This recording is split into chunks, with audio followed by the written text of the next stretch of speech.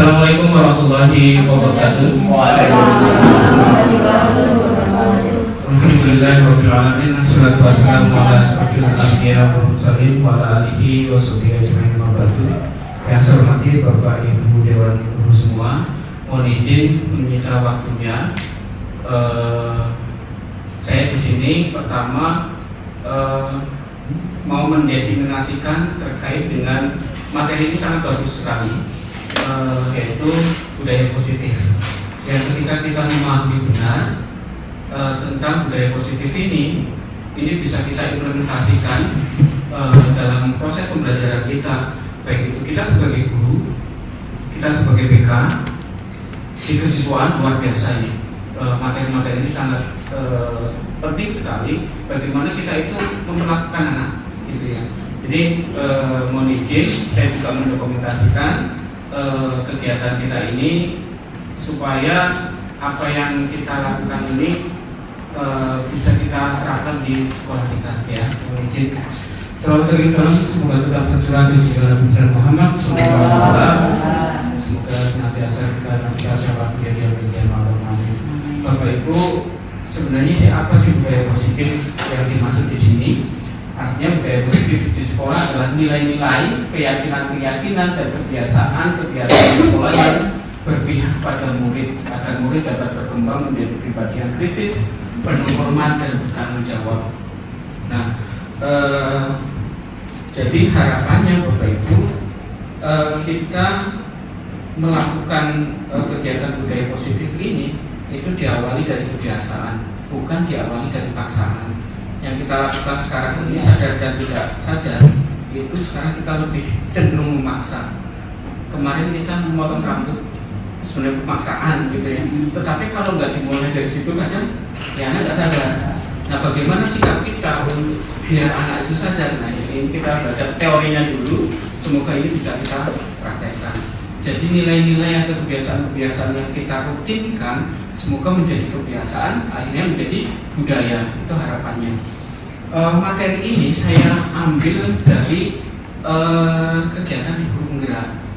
Kebetulan saya jadi fasilitator sekaligus JKP rekognisi, sehingga sayang sekali ketika ini tidak diseminasikan, diinformasikan ke Bapak Ibu. Kemarin seharusnya pas workshop itu ya, hanya saja waktunya sangat terbatas, kemudian ini juga belum selesai. Makanya pada kesempatan kali ini mohon izin saya menyampaikan itu. Budaya positif yang di sini ada 6 Bapak Ibu. Yang pertama kaitannya dengan disiplin positif dan nilai-nilai kebijakan universal, teori motivasi, hukuman dan penghargaan, nilai institusi, keyakinan kelas, kebutuhan dasar manusia, restitusi 5 posisi kontrol dan restitusi segitiga restitusi. Apa materi ini kita coba satu persatu. Coba ini ada simulasi. Nanti kita tanya jawab ya Bapak Ibu. Oke. Coba nih saling berpasangan. Pak Banu dengan Pak Saunan. Pak Saunan yang ngempelin tangan dulu. Pak Banu coba segala cara, coba suruh kepala tangan itu biar terbuka. Coba dengan segala cara, enggak ya, baik diumpat, disuruh, di apa, bisa nggak terbuka? Coba. Kamu ke Pak Saunan. Coba lihat bagian belakang.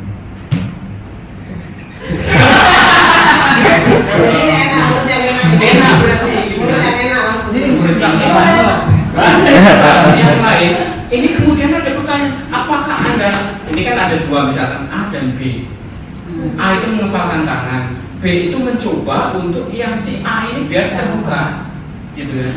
Dan kebalikan, yang B itu yang mencoba untuk yang A itu biar kepalan itu terbuka. Muncul pertanyaan, apakah Anda atau B, misalkan A dan B ini membuka kepalan tangan Anda, mengapa, apa alasannya Anda atau B membuka kepalan tangan? Artinya gini, ketika tadi Pak Saunan sama, taruhlah ini A sama B, Pak Saunan dengan Pak Banu. Pak Saunan mengepalkan tangan. Pak Banu ngomong ke Pak Saunan, buka telapak tangan, gitu ya, kepala tangan dibuka. Baik itu dengan cara merajuk, mengumpat, lemah lembut, merayu gitu. Bisa nggak gitu? Kalau kalau dibentak nggak mau ngapa. Makanya itu kan berarti kan ada dorongan gitu loh. Ada stimulus.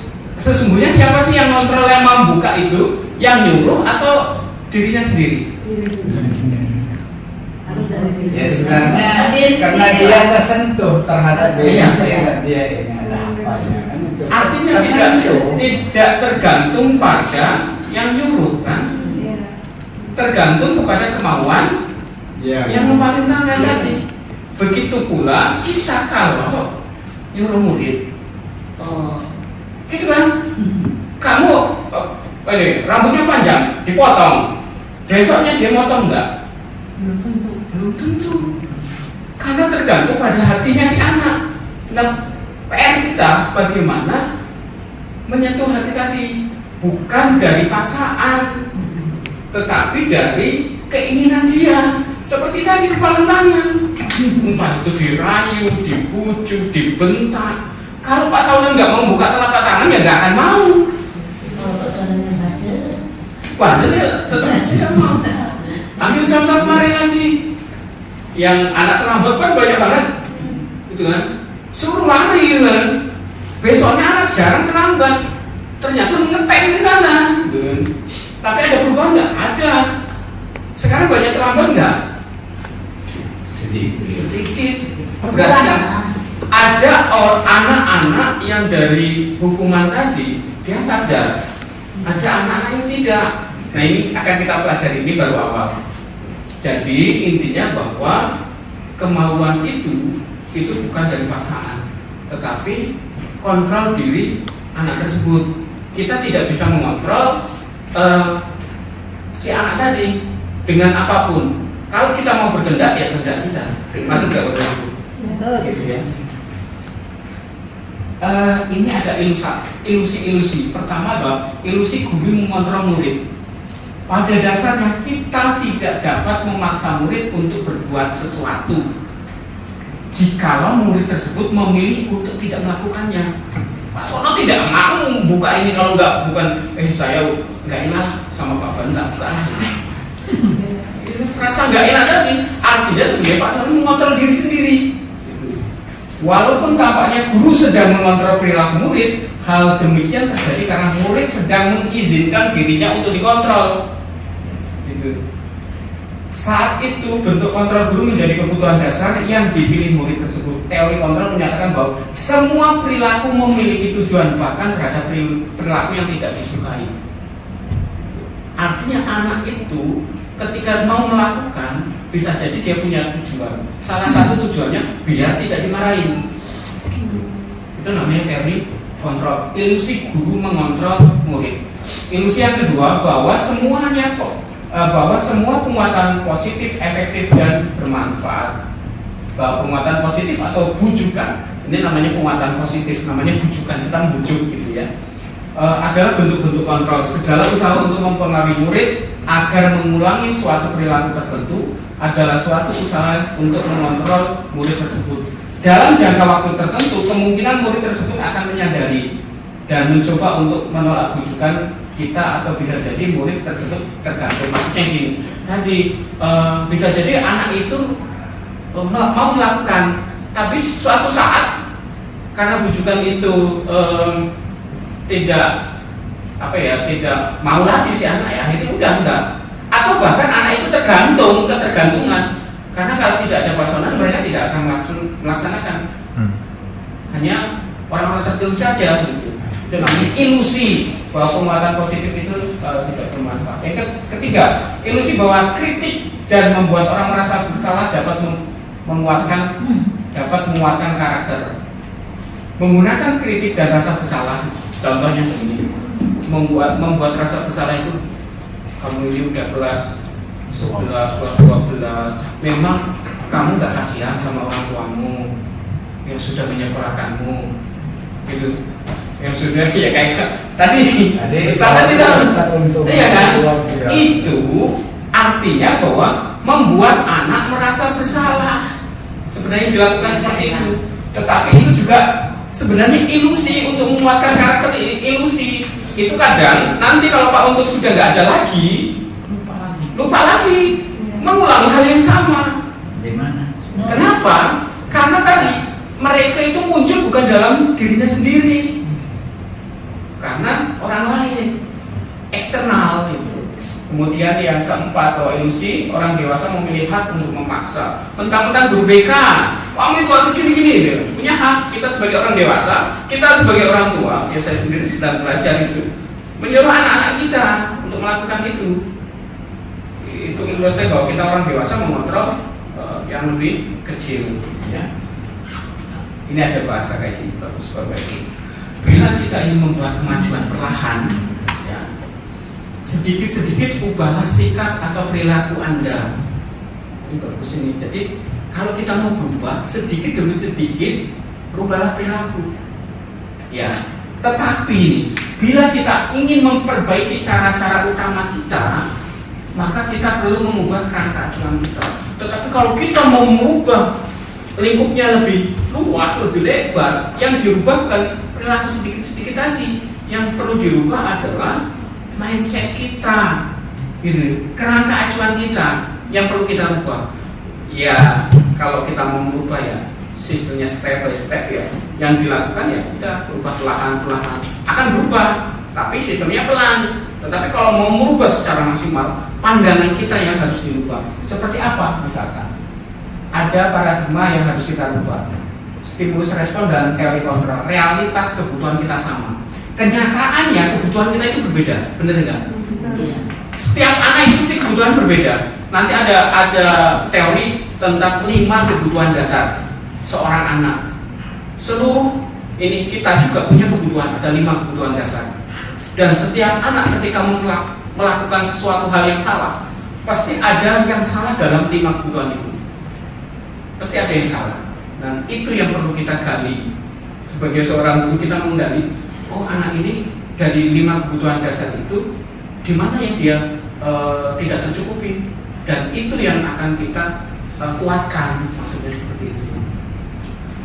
Semua orang melihat yang sama, padahal setiap orang memiliki gambaran yang berbeda. Setiap orang itu sudut pandangnya beda-beda. Saya sering ngobrol dengan Bu Yenti, kalau nggak dijelaskan Bu Yenti, karena akan miskomunikasi dong. Karena pandangan kita ya sesuai dengan apa yang kita lihat, bukan pandangan orang lain. Makanya setiap orang itu memiliki pandangan berbeda. Makanya ketika tidak ada komunikasi yang baik, akhirnya salah persepsi. Padahal nggak seperti itu, tetapi yang di pandangan dia seperti itu. Ya, ya ini kan kita belajar bersama Bapak Ibu ya. Saya tidak menyinggung mana-mana. Yang penting ini saya menyampaikan teori, kita nanti diskusi. Kemudian kita mencoba mengubah orang agar berpandangan sama dengan kita. Kita berusaha memahami pandangan orang tentang dunia. Kepinginnya itu orang itu harus sama dengan pandangan kita. Seharusnya kita mencoba, itu kan yang bisa mengontrol diri kita siapa? Ya kita sendiri kan. Yang tadi contohnya kayak gini. Ini tadi kamu buka kan nggak bisa. Jadi kita bisa melihat seharusnya pandangan orang tersebut itu seperti apa sih? Gitu. Benar apa enggak? Iya. Kayak pandangan Bu Ida kan gitu. Kelas ini. Nah, kan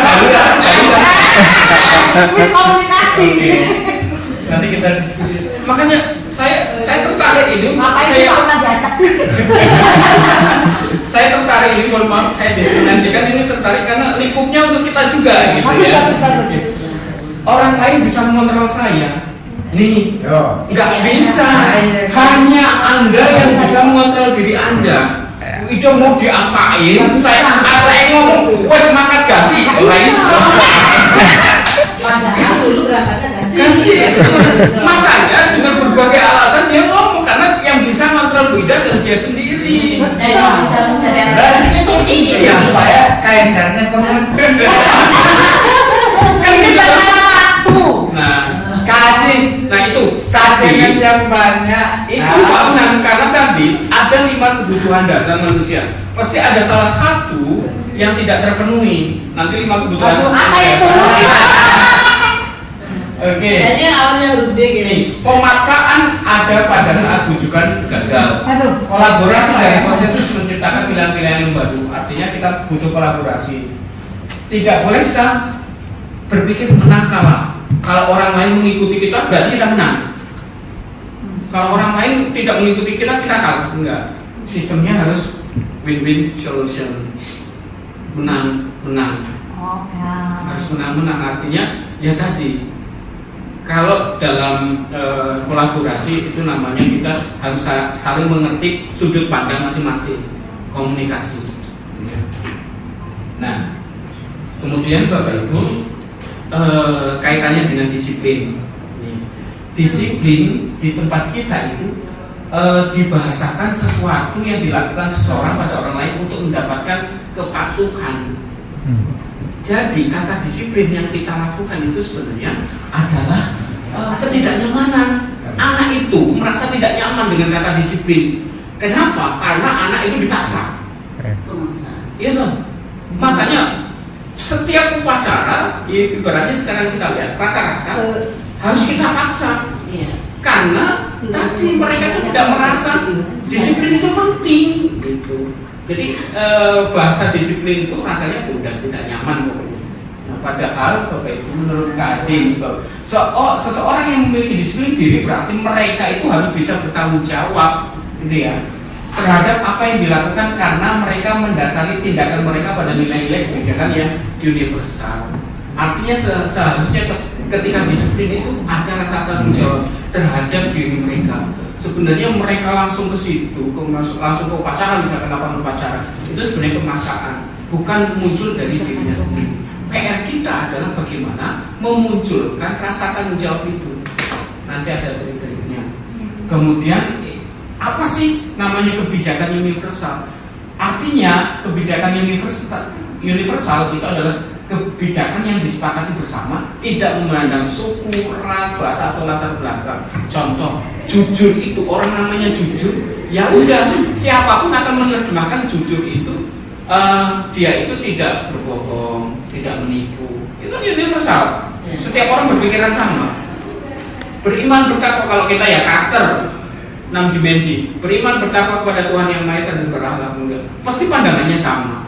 Nah, harapannya anak itu mau disiplin, bertanggung jawab itu harus memiliki nilai-nilai kebijakan yang universal. Nilai-nilai kebajikan adalah sifat positif yang merupakan tujuan mulia yang ingin dicapai oleh setiap individu. Seperti yang dikemukakan oleh William Glasser pada teori kontrol, menyatakan bahwa setiap perbuatan memiliki suatu tujuan.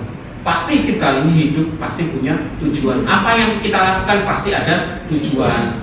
Dan selanjutnya Diane Goshen mengungkapkan bahwa dengan mengaitkan nilai-nilai kebajikan yang diyakini seseorang, maka motivasi intrinsik akan terbangun.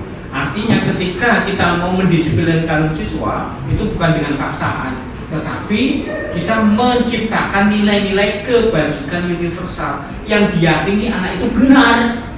Saya mau upacara setiap hari Senin itu sudah standby pukul 7. Nah, ketika anak itu sadar dengan benar apa yang dilakukan itu benar, maka akan dilakukan tanpa adanya paksaan. Sehingga mereka menggerakkan motivasi dari dalam dan mencapai tujuan yang mulia yang diinginkan. Nah, ini ada 3 motivasi perilaku. Ini step by step. Step atas yang paling rendah, bahwa untuk menghindari yang pertama, motivasi perilaku manusia ketika melakukan sesuatu kegiatan, pertama adalah menghindari ketidaknyamanan atau hukuman. Biar tidak dipotong rambutnya, saya harus rapi lah. Karena apa? Karena mereka itu menghindari ketidaknyamanan atau hukuman. Berarti itu adalah motivasi eksternal. Kalau tidak ada Pak Bagu, tidak ada pasangan, tidak ada Bupen, tidak ada Bu Ida, nggak akan mau. Pas mereka ini pindah, gantian ya, pas pindah dari Semarang, akhirnya mereka gondrong. Itu ketergantungan. Berarti itu adalah motivasinya dengan eksternal, dari luar, bukan dari dalam mereka. Karena ada sesuatu yang mereka takuti. Gitu, benar nggak, Pak? Kemudian yang kedua, untuk mendapatkan imbalan dari orang lain atau institusi, bahwa apa yang akan saya lakukan dapat hadiah. Ini sebenarnya kemarin banyak yang protes, loh kok hadiah kok dilarang? Karena Bapak Ibu coba bayangkan ketika orang hanya mengejar hadiah, mengajar pujian. Kalau nggak ada pujian, nggak ada hadiah, mereka ya udah sembarangan. Iya itu. Iya, ada tempat itu juga ada, itu anak-anak juga ada. Jadi ketika tidak ada stimulus gitu ya, yang tidak ada hadiah, rangsangan, tidak akan melakukan secara maksimal. Benar nggak? Kalau nggak ada hadiah, nggak ada pujian, udahlah. Tidak melakukan dalam hati, itu namanya eksternal. Kemarin saya diprotes, Pak, lah itu kalau lomba-lomba itu kan mengharapkan hadiah. Nah, kreativitas muncul itu ketika ada hadiah, Pak. Nah ini, jadi ada bahasa kreativitas itu akan lama-lama mati ketika kita dihadapkan dengan hadiah. Maksudnya adalah kreativitas itu berarti tergantung pada hadiah dong. Ketika tidak ada hadiah, dia tidak mikir. Berarti kan lama-lama menurun. Makanya yang seperti ini ya dihindarkan. Perlu nggak? Ya tergantung Bapak Ibu. Artinya kita mencoba anak-anak kita itu jangan fokusnya ke hadiah, tapi yang poin ketiga ini untuk menghargai diri sendiri. Jadi ketika mau melakukan sesuatu, dia menghargai bahwa otak saya ini bisa dimaksimalkan loh gitu. Taruhlah nanti kita dapat hadiah itu bonus gitu loh. Itu menyadarkan ke arah sana. Jadi ini step by step. Pertama kan hukuman, kedua karena hadiah, ketiga itu karena diri sendiri, harga diri sendiri. Jadi ini eksternal, ini internal. Itu namanya disiplin positif. Sampai di sini ada yang kita diskusikan. Bagus nggak kira-kira yang tadi itu teorinya? Sudah ini. Bagus, cuma ada yang perlu harus diperhatikan. Apa itu, Pak? Setelah kita seperti kembali tadi sifat positif yang ada di sekolah, namun yang perlu harus diperhatikan terhadap sikap positif yang ada di informal dan non formal, sehingga mereka itu akan membiasakan. Jadi kalau kita istilahnya memang selain dari kita pelan-pelan secara stimulus terhadap anak-anak, tentunya kita ada istilahnya himbauan-himbauan supaya mereka terkena itu bisa membaca terus mengartikan, sehingga mereka nanti akan pulang kembali bisa membawa ilmu ini ke dalam keluarga ataupun di non formal. Nah itu banyak ya. Jadi gini berarti ketika dilakukan di sini, dia itu budaya ini bukan berasal dari dalamnya. Ketika dia balik ke keluarga, itu balik lagi perilakunya.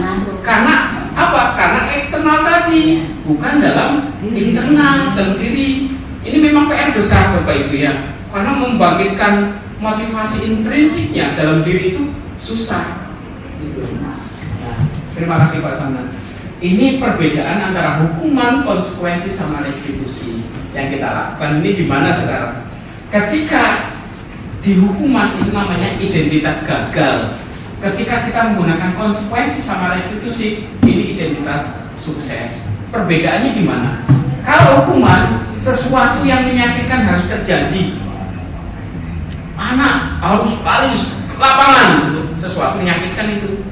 Tapi sesuatu harus terjadi karena kalau konsekuensi Bapak Ibu, ketika kamu terlambat, peraturan yang kita buat bersama-sama itu yang sudah disepakati, ini kalian harus apa? Gitu, itu namanya konsekuensi.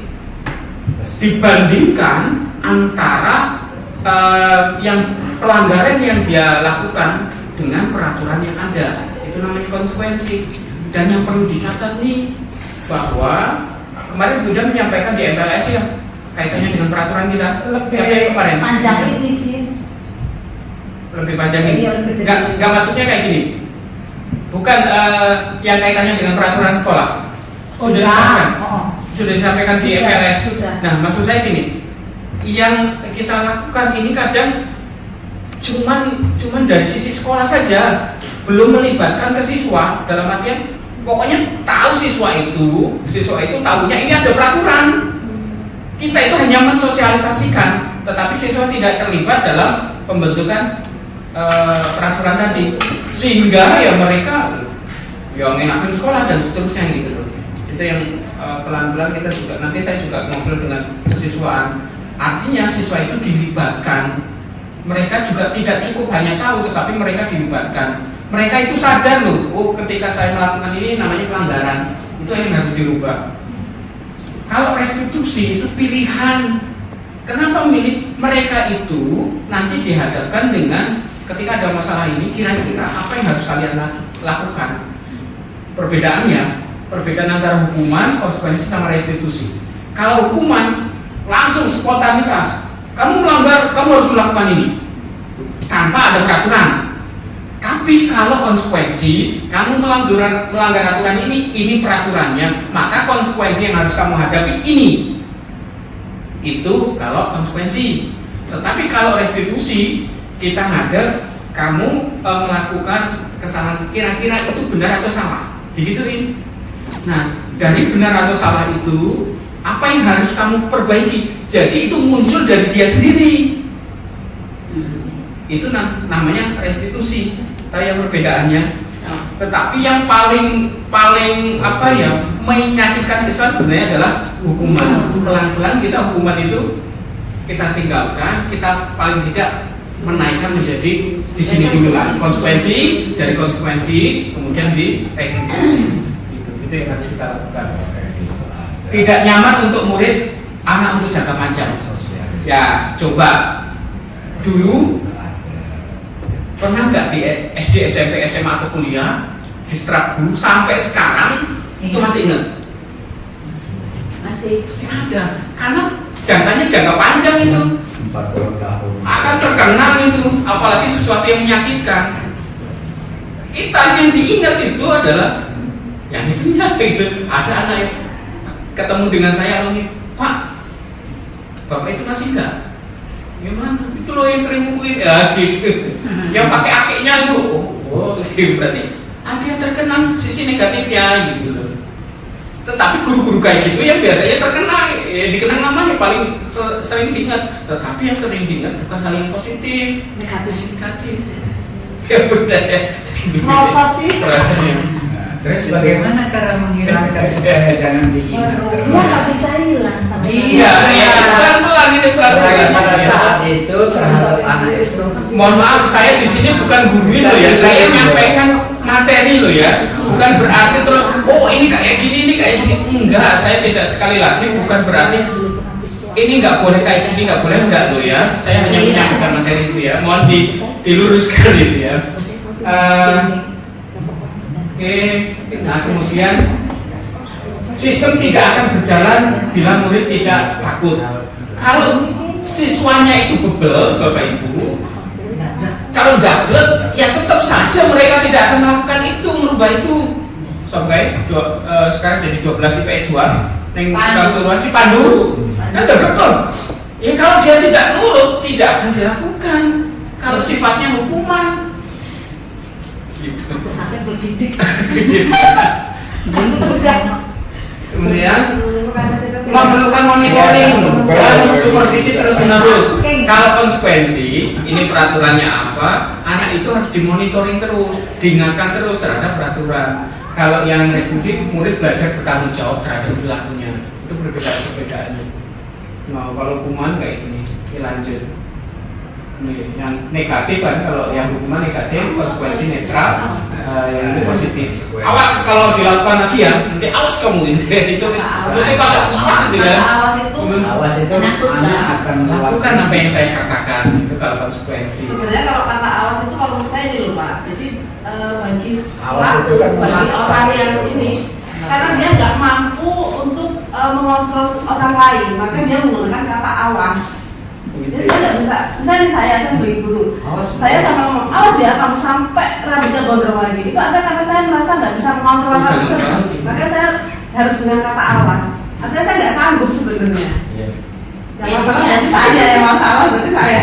Nah itu tadi sebenarnya ada hal yang harus kita gali. Sebenarnya anak melakukan itu tadi ada kalimat bahwa segala sesuatu yang kita lakukan pasti ada tujuan.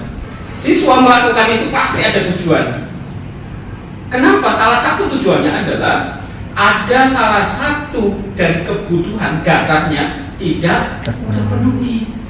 Ini belum kebutuhan dasarnya itu apa gitu. Nah kira-kira misalkan tindakan guru mencatat 100 kali di dalam buku kalimat saya tidak akan terlambat lagi karena terlambat ke sekolah, itu hukuman atau konsekuensi kira-kira? Hukuman. Lari memilih lapangan basket 2 kali karena terlambat di sekolah, hukuman atau? Hukuman. Enggak ada ini dikasih tahu. Tiga itu udah kami lakukan loh, hukuman, apalagi tadi konsekuensi plus restitusi, udah semua. Tapi nek di job pelawar kok malah nari. Benar, jadi gini. Kalau akhirnya, nah, tadi ada perbedaan seperti ini. Ini wis kabeh diteliti. Kalau hukuman, kalau konsekuensi kalau kita ngomong konsekuensi itu memerlukan monitoring dan supervisi Sosialisasi. terus. Nah, Agak terlambat kalian bisa lari tuh. pasti ada hal yang salah atau tidak konsisten kita lakukan. Mungkin sudah tiga-tiganya, mungkin sudah. Tetapi konsistensinya, keberlanjutannya tidak terus-menerus. Kalau hukuman tadi sementara sifatnya, besok melakukan lagi. Kalau sifat hukuman itu kayak gitu. Atau kalau gurunya tidak ada, dia balik lagi. Atau paling banter, ketika dia tidak akan melakukan lagi di sekolah tersebut. Tapi kalau berubah tuh nanti ya dari SD ke SMP ke SMA, SMP itu mereka berubah. Tetapi ketika SMA muncul lagi karena sifatnya jangka pendek, eksternal itu. Gitu. Kalau hukuman seperti itu modelnya. Nah, konsistensi itu, apakah restitusi sudah dilakukan terus menerus, ataukah konsekuensi itu kita lakukan hanya beberapa kali saja? Berarti kuncinya adalah istiqomah, konsistensi. Nah, yang sekarang kita lakukan adalah istiqomah dalam melakukan hukuman. Kan? Itu yang kita lakukan, istighfar. Habis itu gitu. Jadi istiqomah, kalau sudah kita istiqomah, istighfar. Istirahat aja lah. Nah, itu tentang hukuman, konsekuensi, dan restitusi. Nah, ya kita refleksi diri lah seperti apa. Saya yakin Bapak Ibu guru ya sudah memahami itu semua. Saya sekedar mengingatkan saja. Sekarang kita tadi kan sudah antara disiplin positif, kemudian hukuman, konsekuensi dan restitusi. Yang ketiga itu budaya positif adalah keyakinan kelas. Ini yang masuk kelas ini kita sebagai guru yang di kelas melakukan nggak ini keyakinan kelas sebelum kita pembelajaran melakukan tidak. Nah, mengapa kita melakukan keyakinan kelas? Mengapa tidak peraturan kelas saja? Yang kita lakukan biasanya melakukan adalah peraturan kelas, bukan keyakinan kelas. Nggak bisa. Oke, menurut Gosen lagi nih. suatu keyakinan kelas akan lebih memotivasi seseorang dari dalam atau memotivasi secara intrinsik, bukan eksternalnya. Seseorang akan lebih tergerak dan bersemangat untuk menjalankan keyakinannya daripada sekedar mengikuti serangkaian peraturan. Yang kita lakukan rata-rata peraturan kelas 1, 2, 3, 4, bukan keyakinan. Nah, seperti apa keyakinan? Keyakinan kelas adalah sesuatu yang diyakini bersama-sama, yang berasal dari penyatuan pikiran untuk menjadi nilai-nilai kebaikan untuk diturunkan di kelas-kelas. Ini saya akan memulai hari ini karena saya baru mau masuk hari ini di kelas 12. Saya kelas 12. Membentuk keyakinan kelas dulu. Mengapa keyakinan kelas? Keyakinan kelas dibentuk berdasarkan keinginan adanya disiplin positif yang nantinya digunakan untuk membangun budaya di sekolah. Apa bedanya dengan peraturan kelas? Kalau peraturan kelas itu sudah kita tetapkan, guru yang menetapkan 1, 2, 3, 4. Anak-anak harus melakukan itu. Kalau enggak itu konsekuensinya ini. Itu namanya peraturan kelas. Tetapi kalau keyakinan kelas, kita mulainya dari mana? Pertama, guru meminta semua murid di kelas untuk menuliskan apa saja aturan yang perlu disepakati. Kalau tadi kan satu pihak dari guru kan. Nah, kalau keyakinan kelas mulainya dari bersama dari siswa. Wah, teori banget sih. Ya, karena kita belum nyoba seperti apa. Ya. Kedua, semua usulan dari murid itu dituliskan di papan tulis. Kita tuliskan di situ. Kan setiap orang berbeda-beda. Gitu. Ketiga, kalimat-kalimat yang sudah disepakati menjadi keyakinan kelas dirubah menjadi kalimat yang positif. Jangan dibuat kalimat negatif. Ada bahasa Indonesia ya. Kalimat negatif itu kalimat yang nyuruh, kamu harus gini. Tidak, nanti ada bahasa-bahasa yang kalimat positif seperti itu. Keempat, guru bisa mengecek kembali usulan dari murid apakah masih ada pernyataan yang bentuknya aturan. Bentuknya aturan itu bahasanya ya negatif, nyuruh lah intinya. Jika melanggar ini maka ini gitu. Tidak boleh seperti ini, itu namanya ya kalimat negatif, itu namanya peraturan. Contoh kalimat agak kurang.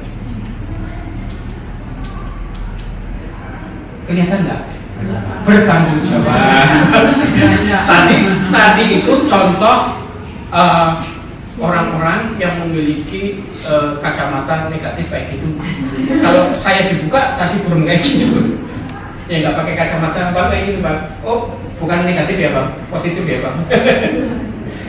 Bertanggung jawab mengerjakan tugas piket, gitu ya. Bersikap jujur, bersikap tenang saat pelajaran berlangsung. Kan nggak nyuruh sih sebenarnya kayak gitu loh. Nggak nyuruh. Hidup rukun dengan teman, saling tolong menolong, bersikap sopan dan menghormati guru. Ini namanya keyakinan kelas. Tapi itu kalau ada tanda perintah di dalamnya jadi kalimat perintah ya Pak? Iya. Nyuruh akhirnya. Bersikaplah. Seandainya pentung, kalau enggak awas. Cuma ada satu yang di ini kan di sekolah. Karena kalau keyakinan kelas berarti anak itu belum tertentu ketika kita sudah memberikan peraturan, contohnya kebersihan. Ya sekarang ini kan sudah ini, itu kayaknya tergantung bagaimana caranya itu supaya wali kelas itu ada keyakinan kelas mereka masing-masing supaya berarti PR-nya jadi bangunan. Besok setiap wali kelas itu membuat keyakinan kelas. Ya, ini jadi nanti insya Allah saya nanti setelah Pak Jumadi hadir, saya usul untuk paling tidak pertama bersih itu bagus. Mengumpulkan wali kelas untuk ya salah satu menyampaikan ini ya keyakinan kelas, ya, disiplin positif itu ya. Jadi amannya kata orang itu kalau kelas itu udah melihatnya bersih, semuanya itu cerah dan sebagainya. Tidak hanya itu, kemudian terkait itu kan kebersihan ke pasangan langsung itu misalkan terkait dengan keamanan misalkan. Nah, saya agak sedih kemarin deh. Helm itu hilang gitu kan. Berarti kan rasa mungkin tingginya tinggi tapi yang negatif gitu. Itu yang jadi masalah. Itu besok kita ya berdisiplin waktu, menjaga kebersihan lingkungan misalnya seperti ini, bersikap sopan baik, peduli jujur dan saling menghargai, menjaga kesehatan. Namanya keyakinan kelas, tidak bentuknya bukan perintah, gitu ya. Ini namanya keyakinan kelas, gitu ya. Untuk keyakinan kelas, kayaknya saya pandang perlu loh. Sangat-sangat. Semua wali kelas itu membuat keyakinan kelas di masing-masing kelasnya. Nanti saya coba usul keyakinan kelas itu pakai karton yang berwarna itu. Kita bisa mendorong ini Pak, itu akan bisa cepat budaya karakternya. Nah, bisa. Jadi ketika nanti kalau ditempel gitu, yang ditempel di situ tidak melakukan wali kelas misalnya ini keyakinan kelas yang kita sudah kita sepakati. Apa kita nanti ya? Kalau saya diingatkan jadi nanti pada saat itu menurut saya ketika guru masuk di situ disapa dulu, bagaimana sih? Iya. Nah, supaya mereka itu sudah ada tersentak dari batin mereka karena mereka sudah tertanam yang diberikan kesepakatan oleh wali kelas sehingga guru tersebut bisa. Nah, terus kemudian gini, pertanyaan kedua, apakah satu kelas dengan kelas yang lain keyakinan kelas itu sama? Beda. Beda kan ya? Karena namanya keyakinan itu sesuai dengan kesepakatan di kelas itu, belum tentu sama, gitu ya. Berarti ya nggak ada Cara kita sendiri. cara penyampaian wali kelas dengan yang ada di gurunya. Oke, nanti itu bisa kita tindak lanjuti kalau nanti tolong saya diingatkan. Kemudian kebutuhan dasar manusia, ini yang saya sebut tadi. Ada 5 kebutuhan dasar manusia. Pertama, bertahan hidup. Setiap orang melakukan sesuatu itu pasti berkaitan dengan kebutuhan dasar. Contoh, ada anak kita kasusnya gini, anak ini saya nggak masuk, ada di tempat kita. Ternyata setelah kita selidiki, anak itu bantu orang tuanya dagang. Iya. Jam 4 udah bangun ke pasar kan? Itu kita marah-marahin, dia nggak bisa karena keluarganya tergantung salah satu di dia. Iya. Kita tidak bisa membabi buta, anak itu pasti salah, nggak boleh. Kita lihat dulu permasalahannya apa. Nah, kemudian nanti ada namanya segitiga restitusi. Tidak langsung kita yang memutuskan, tetapi dari mereka. Nah, kira-kira kalau kamu misalkan digali, kita harus berempati dulu dengan mereka, tidak langsung divonis. Kamu salah ini, kamu harusnya, kamu ini sebagai pelajar kamu harus berangkat jam 7, pulang jam segini, ikutin aturan sekolah. Ya, kalau kaitannya dengan makan, nggak bisa. Nah, dari segitiga restitusi nanti kita gali solusi yang bisa dia lakukan itu apa. Itu mereka sendiri yang menemukan solusi itu. Gitu. Nanti ada di segitiga restitusi. Kemudian kasih sayang dari rasa diterima. Kasih sayang dari rasa diterima. Setiap orang itu perlu disayangi dan diterima. Bu Ida kalau nggak diterima di sini, orang betah nih sekolah, yakin itu. Oh iya. Iya kan? Perlu diterima kan? Nek gini kancane, senep nih sekolahan. Asli kayak Sama dengan siswa. Ketika siswa itu tidak diterima, ada yang anak pindah kelas waktu itu di kelas 10. Tempat puisi ya. Puisi yang anak yang merasa dikucilkan. Oke. Siapa itu? Karena dia merasa tidak diterima di situ, nggak ada kasih sayang di situ. Berarti ada sesuatu. 5 kebutuhan dasar ini di sini tidak terpenuhi itu. Sekarang nggak pindah ya Bu Yusi? Kenapa? Karena anak itu sudah merasa diterima di situ. Bu Yusi sudah sukses. Udah introspeksi ya. Nah, Bu Yusi sudah sukses. Kemarin sadar dan tidak sadar Bu Yusi sudah melakukan restitusi sebenarnya. Karena membagikan akhirnya dia itu introspeksi. Saya berarti salahnya di sini. Yang harus saya lakukan itu ini gitu. Akhirnya dia merasa diterima di situ. Itu Bu Yusi di sini mereka kesadarannya. makan koyem Kemudian kebebasan. Anak itu butuh bebas sebenarnya. Kemerdekaan melakukan sesuatu. Kalau kita mereka itu terkekang dengan aturan yang begitu luar biasa, ya anak akan memberontak. Ketika di kelas kita ngajarnya monoton, anak merasa terkekang. Padahal anak itu luar biasa, gaya belajarnya kinestetik. Bapak Ibu ngajarnya ceramah, anak itu merasa terkekang, nggak bebas. Akhirnya tidurlah dia. Itu yang dilakukan. Kemudian kesenangan itu, anak itu butuh senang.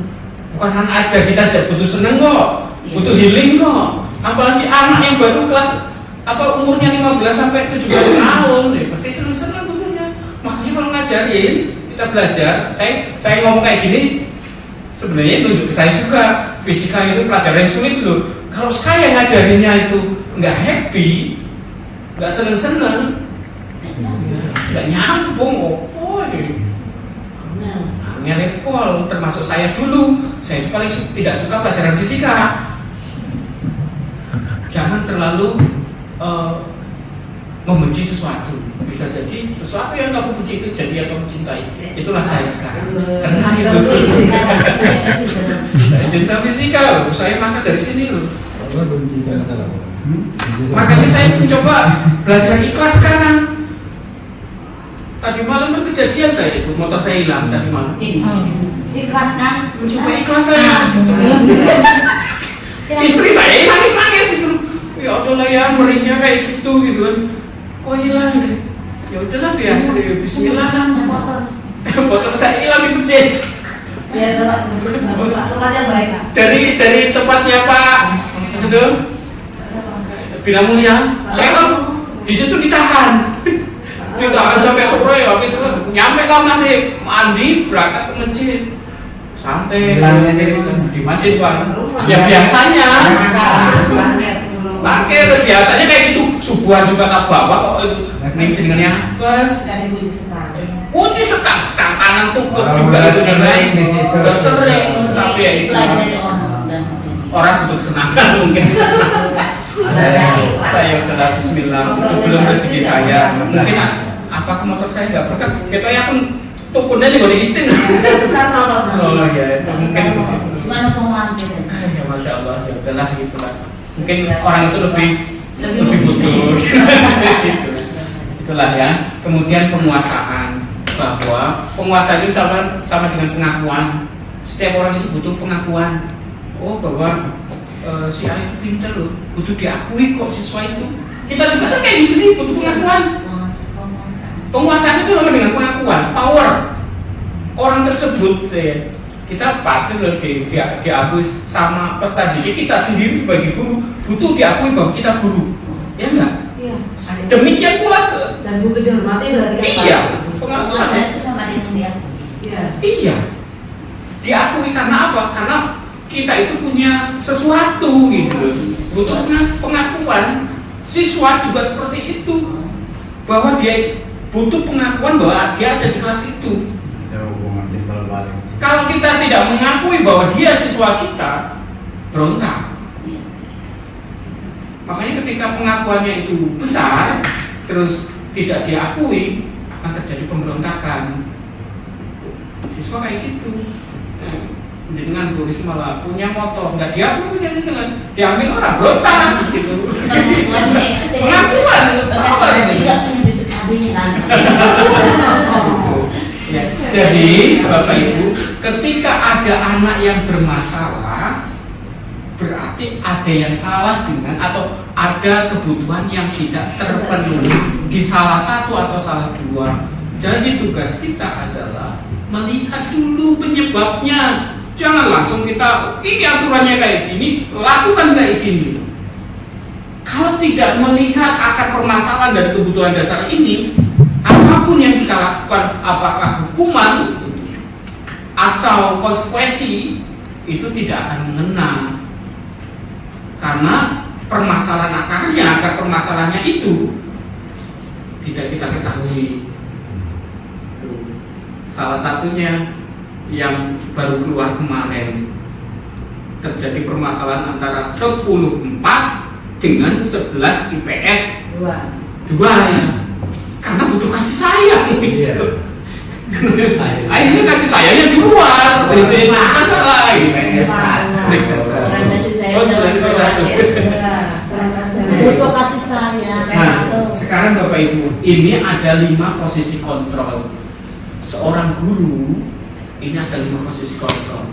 Sebagai penghukum bisa, kemudian sebagai manajer bisa. Kita coba introspeksi, kita itu sebagai apa sih? Kita lihat. Ini kayak Amoy. Saudaranya Pak Amoy. masih masih bercanda ya.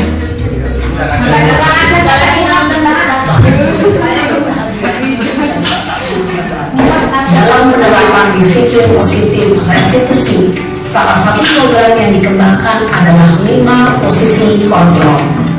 5 posisi kontrol dalam restitusi adalah proses perjalanan seorang pendidik agar dapat mengenali dirinya. Pada video kali ini, kita akan membahas tentang 5 posisi kontrol yang dikembangkan oleh Diane Rosen dan contoh penerapannya.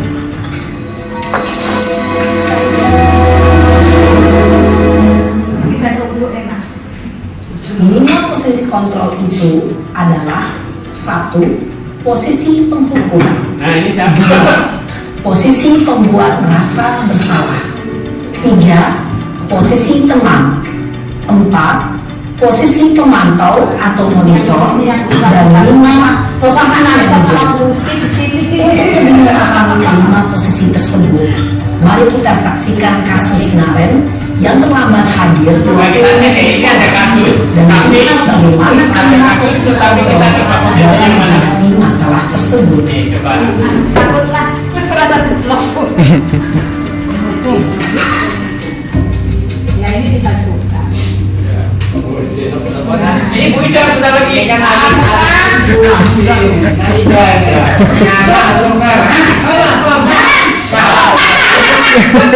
Sini kamu. Jaki. Ini sekarang hukum. Selalu terlambat. Kamu deh, pasti terlambat. Maaf Bu, saya Apa coba? Alasan kamu apa lagi? Kapan sih kamu tidak terlambat? Ya memberikan Malas kesempatan. sekali ya kamu jadi anak. saya Dasar pemalas. Sudah berapa kali terlambat?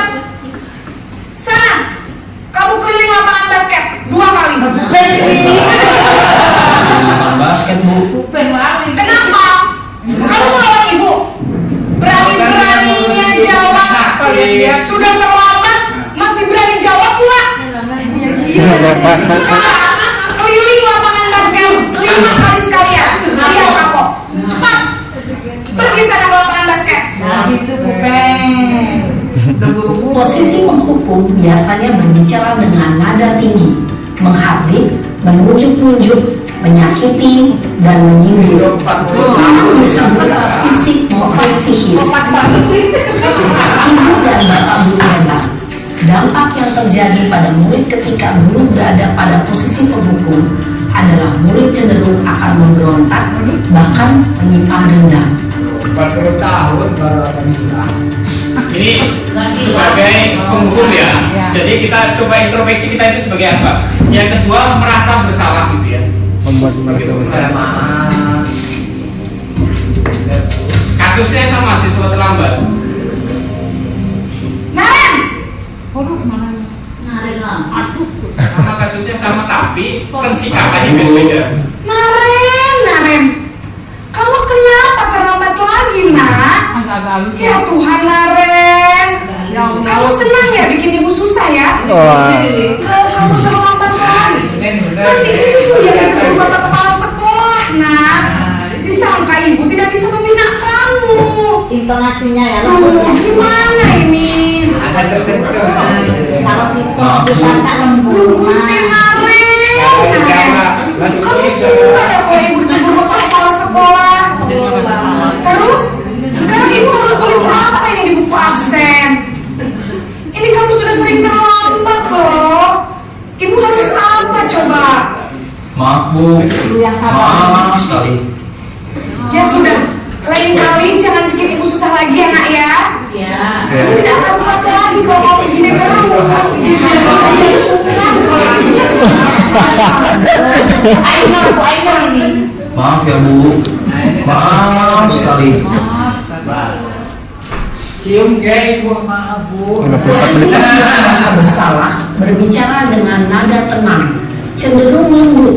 Namun kata-kata yang diutarakan membuat murid merasa menjadi orang yang gagal, memandang buruk dirinya sendiri, merasa tidak berharga, dan tidak sanggup membahagiakan orang lain.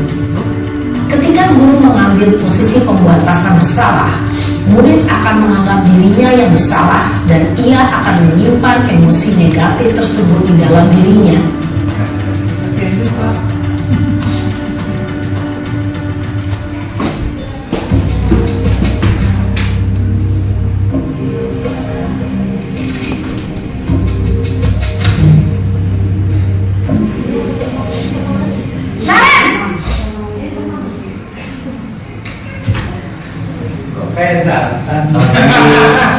Wah, sudah jam berapa ini nak? Lambat lagi ya saya. Iya Bu, habis ibu saya lupa membangunkan saya Bu. Kamu malah menyalahkan ibu kamu. Kamu bukannya anak yang larinya paling kencang. Kok terlambat sih? Iya Bu, saya memang terlambat bangun tadi. Jadi biarpun saya lari kencang, tetap gak kekejar Bu. Ya sudah sana, nanti lain kali larinya lebih kenceng lagi ya, biar gak terlambat lagi. Bikin seneng ibu, demi ibu, bisa kan? Bisa lah Bu. Ya sudah sana masuk kelas, ibu beresin urusan absen kamu.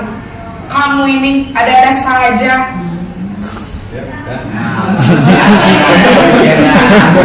Ini kan soalnya akan anak loh. Cenderung masih lebih baik untuk menjaga suasana kebersamaan.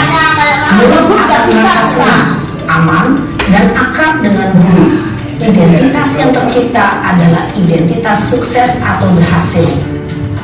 Namun, perlu diingat, karena ini masih dorongan eksternal, maka ada faktor ketergantungan dari murid kepada orang tertentu.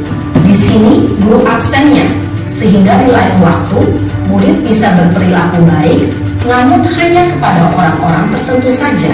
Hanya kepada Bu Ida aja, habis itu yang sama Bu Ben ya enggak gitu kan. Mantap. Gimana? Kasusnya sama tapi sikapnya beda. Ini macam-macam. Naren! Rafis terus ini Mak Ben. Selamat pagi Bu. Naren, apa peraturan sekolah kita tentang jam berapa kita harus masuk sekolah, Nak? Kita Oh, iya. harus di sekolah jam 7 Bu. Iya betul, sekarang sudah jam 7.20. Naren sudah tahu konsekuensinya jika terlambat hadir. Paham Bu. Saya harus tinggal kelas pas jam istirahat selama 20 menit. Iya benar, konsekuensinya demikian. Jadi nanti jam 9.30 pas istirahat, kamu harus tinggal di kelas, kerjakan tugas tambahan untuk ketertinggalan kamu, ya? Baik Bu.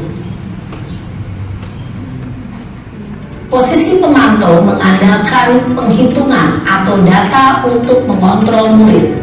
Guru mengarahkan murid berdasarkan peraturan dan konsekuensi. Seorang pemantau menunjukkan bahasa tubuh dan ekspresi wajah yang datar dan cenderung formal.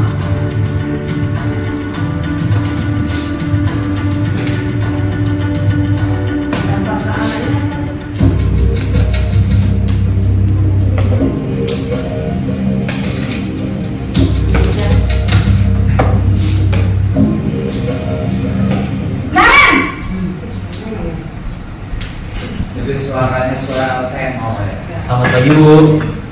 Selamat pagi Naren. Maaf Bu, saya terlambat. Iya, sekolah masuknya jam 7, sekarang sudah jam 7.20. Jadi sekarang bagaimana ini Naren?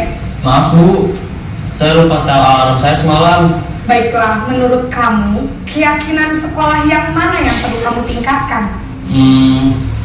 Menghargai diri sendiri dan orang lain mungkin ya Bu. Setuju. Jadi, apakah Naren meyakini prinsip saling menghormati tersebut? Iya Bu, saya meyakininya. Apakah Naren bersedia memperbaiki masalah keterlambatan ini? Bersedia Bu. Bagaimana kamu akan perbaiki masalah keterlambatan ini? Saya akan coba untuk tidak lupa menyetel alarm saya Bu. Baik, kalau Naren lupa menyetel alarm di rumah, ada orang yang kira-kira bisa bantu mengingatkan tidak? Ada Bu, kakak saya, Kak Emma. Ada lagi selain Kak Emma? Selain Kak Emma, ada ibu saya. Baik, jadi yang mengingatkan Naren adalah Kak Emma dan ibu kamu ya? Kira-kira akan mulai setel alarm kapan nih Naren? Setelah pulang sekolah akan segera saya lakukan. Baik, jadi Naren akan setel alarm untuk bangun besok pagi dan akan diingatkan oleh kakak dan ibunda Naren ya. Ada lagi yang mungkin perlu dilakukan Naren agar tidak terlambat bangun lagi? Tidak ada, Bu. Baik Naren, terima kasih untuk kerjasama kamu. Sekarang kamu perlu kembali ke kelas untuk belajar. Baik, Bu. Terima kasih. Dari kalimatnya bagus ya. Posisi manajer adalah posisi kontrol yang disarankan untuk membimbing murid memiliki sikap disiplin yang positif, yaitu murid yang mandiri, bertanggung jawab, dan dapat memecahkan masalah. Tujuan dari posisi ini adalah agar murid dapat berefleksi atas tindakannya. Guru akan dengan terus memberikan pertanyaan-pertanyaan bermakna, sehingga membuat murid dapat belajar dari kesalahannya dan mencari sebuah solusi untuk menyelesaikannya. Ibu dan bapak guru hebat, setelah mengamati adegan kelima posisi kontrol tadi, kira-kira posisi mana yang paling ideal? Posisi mana yang dapat menunjang motivasi intrinsik murid? Ya, tentu posisi manajer.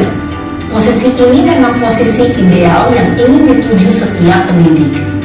Pada posisi inilah, guru dapat menerapkan disiplin positif yang berpihak pada murid, yang memerdekakan murid. Perjalanan seorang pendidik tentunya tidak mudah untuk sampai pada posisi seorang manajer. Namun, tujuan kita pasti, yaitu menciptakan murid-murid yang mandiri, merdeka, dan bertanggung jawab. Semoga penggambaran 5 posisi kontrol yang telah diperlihatkan ini dapat menjadi ajang refleksi bagi kita semua, agar dapat terus mengasah dan menerapkan disiplin positif yang memerdekakan murid. Mari terus berlatih dan bersemangat. Selamat menerapkan. Salam dan bahagia Ibu dan Bapak Guru hebat. Mantap. Jadi Bapak Ibu, kita lihat di posisi kontrol itu tadi kan bertahap, ya kasusnya sama, tapi cara menyelesaikan berbeda. Ya, yang diharapkan yang mana kita tadi berarti posisi manajer kan? Tetapi tadi juga disampaikan bahwa sampai dengan posisi itu susah. Ya paling. Nah, tapi berarti bagaimana kita sampai di situ? Yang jelas pertama, yang perlu kita pahami, setiap orang ketika melakukan sesuatu pasti punya tujuan. Tujuan itu berarti dilihat dari mana? Dilihat dari 5 kebutuhan dasar seorang siswa tadi ya. 5 kebutuhan tadi, kalau ada permasalahan pasti ada yang salah di situ. Kemudian kita sebagai guru ketika anak melakukan kesalahan, posisikan kita paling tidak ya, kalau nggak posisi sebagai kontrol maupun sebagai manajer. Paling rendah itu kalau bisa sebagai teman dulu lah. Tetapi kalau sebagai teman tadi apa? Kalau sebagai teman, kalau kita nggak ada, anak itu bisa balik lagi. Itu tergantung ya. Nah, kemudian perlahan-lahan tapi pasti coba kan kita rubah posisi kita sebagai manajer. Maksudnya yang susah, tapi saya yakin itu bisa. Ini sangat aplikatif sekali kita lakukan dalam proses pembelajaran kita. Aplikatif ketika teman-teman BK itu bisa menerapkan.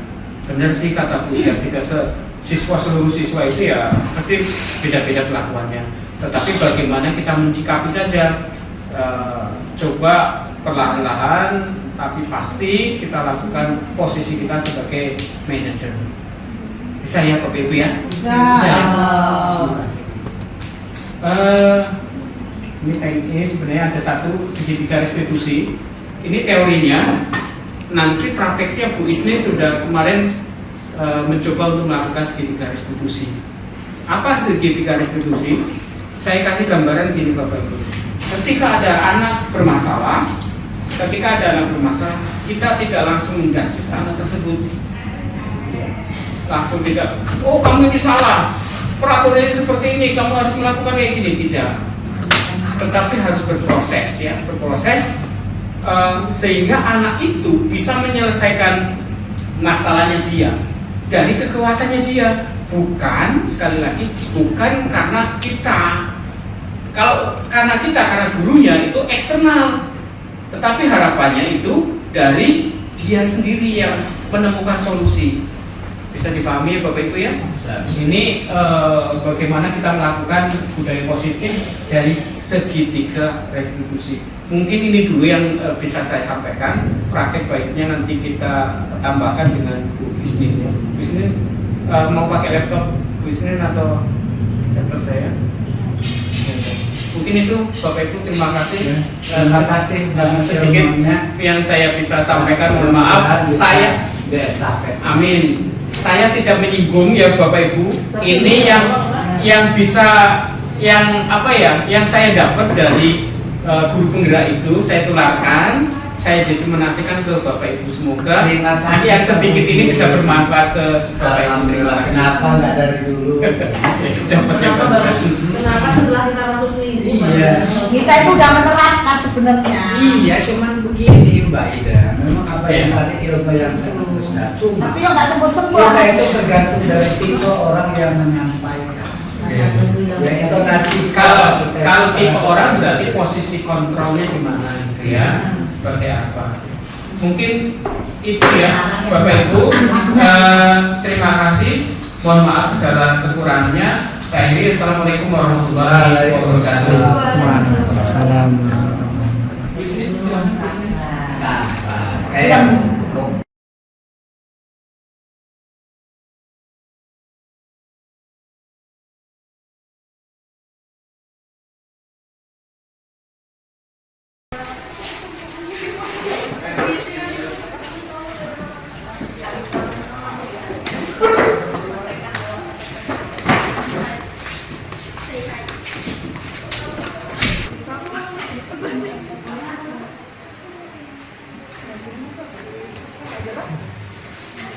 Habis makan nih, kalau habis jajan sampahnya langsung dibuang. Disiplin sampah, menjaga kerapihan kelas, menjaga kebersihan lingkungan. Oke, dari kalimat-kalimat tadi ya kita buat satu kesepakatan. Apa bahasanya? Menjaga kebersihan kelas dan menjaga kebersihan lingkungan kelas. Berarti kelasnya kotor boleh dong? Apa? Menjaga kebersihan kelas dan lingkungan sekitarnya, gitu ya? Sekitarnya, sekitar sana masuk nggak ya? Itu nomor 1. Kita jadikan kesepakatan, keyakinan kita. Setuju semua nggak? Yang laki-laki? Setuju nggak? Menjaga kebersihan.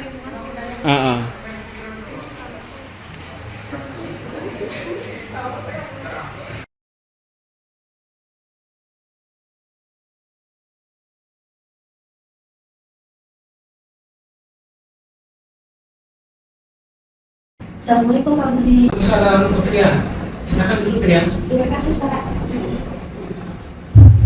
Tria, tahu tidak mengapa kamu saya panggil ke sini? Mungkin berkaitan dengan tugas ya Pak. Ya, benar. Tapi kemarin kamu masuk kan? Ya Pak, saya masuk tapi saya tidak mau tugas dari Bapak. Ya, Tria, tidak semua orang itu pasti mengalami kesalahan. Termasuk saya, kamu, setiap orang itu pasti pernah salah. Nah, setiap tindakan kita pasti ada alasannya. Kira-kira mengapa kamu tidak melakukan tugas? Saya capek dan mengantuk Pak, soalnya tadi malam saya main TikTok sampai jam 12 malam. Akhirnya saat jam pelajaran jadi ngantuk. Nah, kamu masih ingat nggak tentang keyakinan kelas kita? Masih Pak.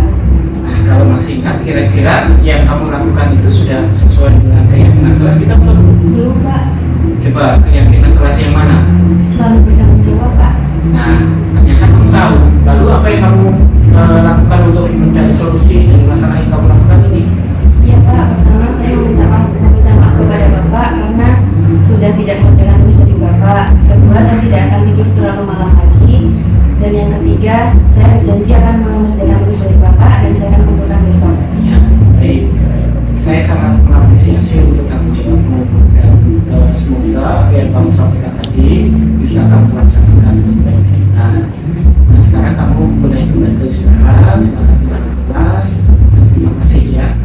Iya Pak, terima kasih banyak ya Pak. Salam.